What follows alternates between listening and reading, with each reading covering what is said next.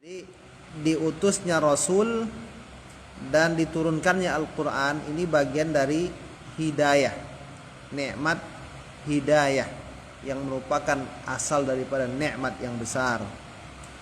Thumma ba'da dzalik, kemudian setelah itu, setelah aslun ni'mah, asal nikmat, pangkal daripada nikmat, ada lagi namanya an-ni'amul mutammimat li hadzal asl. Ada namanya yang nikmat-nikmat yang menyempurnakan nikmat asal ini. Nah, jadi asal nikmat itu perlu perkara yang menyempurnakan. Jadi asal nikmat tadi apa? Hidayah dengan pengutusan Nabi Muhammad dan penurunan Al-Quran.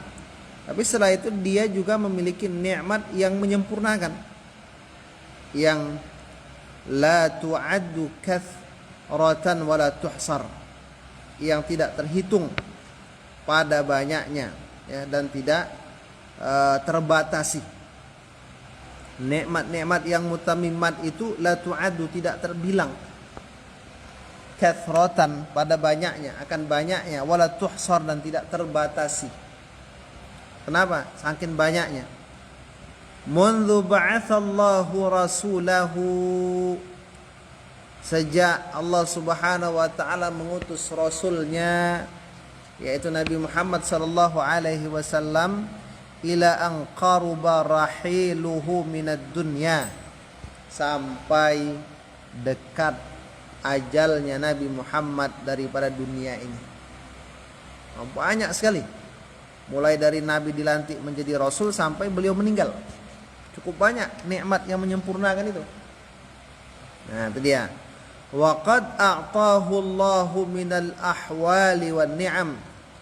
Benar-benar Allah Subhanahu wa taala telah memberikan kepada Nabi Muhammad itu ya, memberikan akan Nabi Muhammad sallallahu alaihi wasallam daripada berbagai macam keadaan dan nikmat-nikmat kepada Nabi.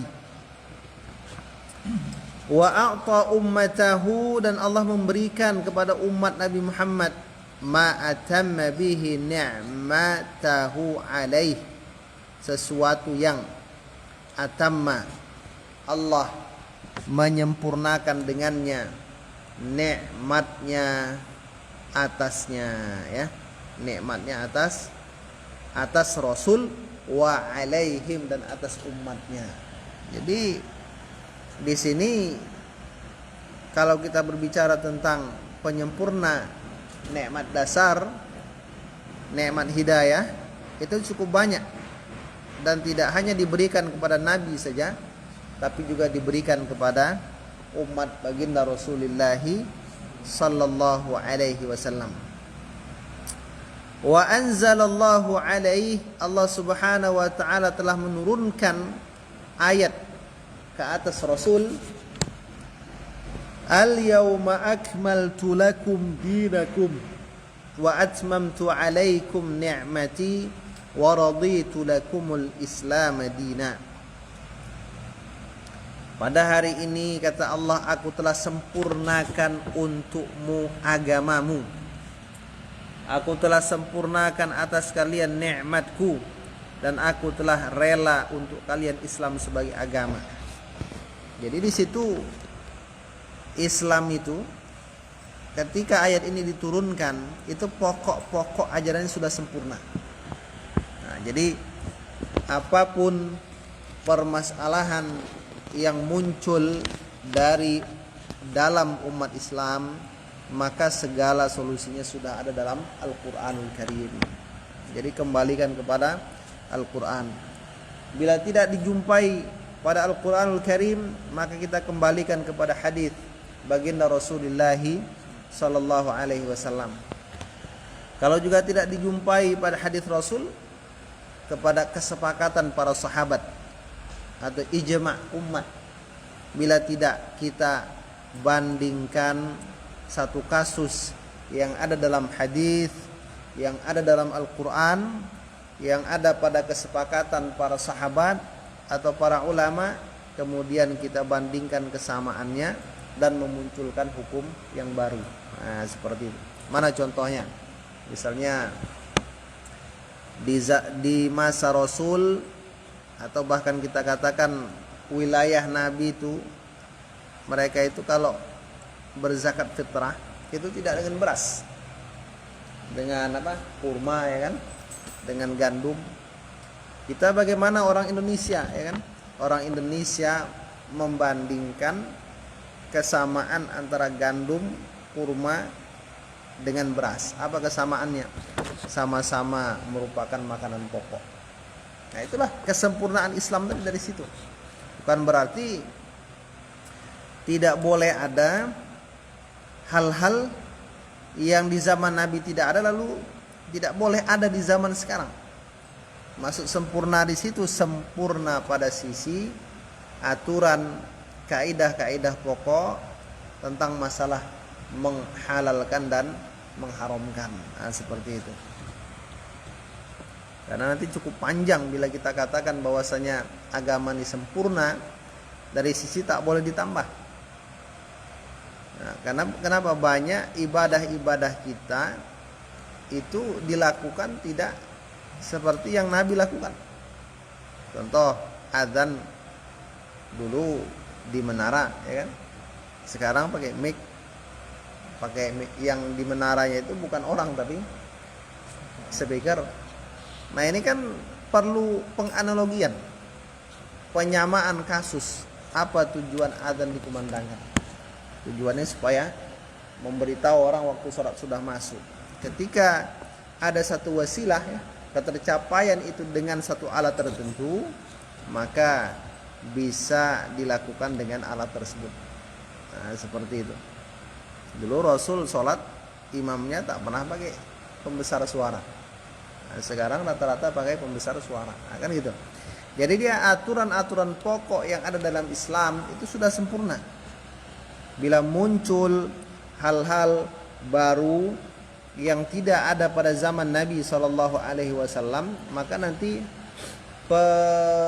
diukur dia dengan timbangan dasar-dasar kaidah yang ada dalam Al-Quran, hadis, kesepakatan para sahabat atau ulama, lalu dianalogikan sehingga menimbulkan hukum yang baru. Nah, itu dia. Falillahil hamdu ala fadlih, maka bagi Allah, hanya bagi Allah pujian atas karunia-Nya. Ya. Alladzi la nuballighu lahu addan, ya, yang kita tidak akan dapat menyampaikan kepada Allah hitungan dari pujian tersebut. Nah, jadi kita nggak akan bisa memuji Allah itu pada batas yang kita sudah dianggap memuji, nggak akan bisa. Atau lana belughu lahu adan, kita tidak akan sampai untuk Allah itu untuk memuji apa hitungan, bilangan. Hamba tidak akan pernah bisa sampai kepada batas dia sudah dianggap sebagai hamba yang maksimal dalam memuji Allah. Kenapa? Imam Syafi'i mengatakan ketika kita mendapat nikmat, lisan kita mengatakan alhamdulillah, maka ucapan itu aja nikmat yang harus disyukuri. Jadi kapan kita mau bersyukur? Kapan kita bisa berhasil di titik akhir dalam bersyukur? Kalau ucapan alhamdulillah itu saja, ketika kita mengatakan alhamdulillah, itu nikmat wajib disyukuri. Lalu kalau itu saja belum selesai, bagaimana nikmat yang lain? Nah, itu maksudnya. Fadlan anil qiyam bisyukrih, lebih-lebih dari kita melaksanakan kesyukuran kepada Allah Subhanahu wa taala secara menyeluruh. Nah, seperti itu. Wala'allakum tahtadun, dan mudah-mudahan kalian tahtadun akan mendapatkan hidayah, petunjuk dari Allah Subhanahu wa taala.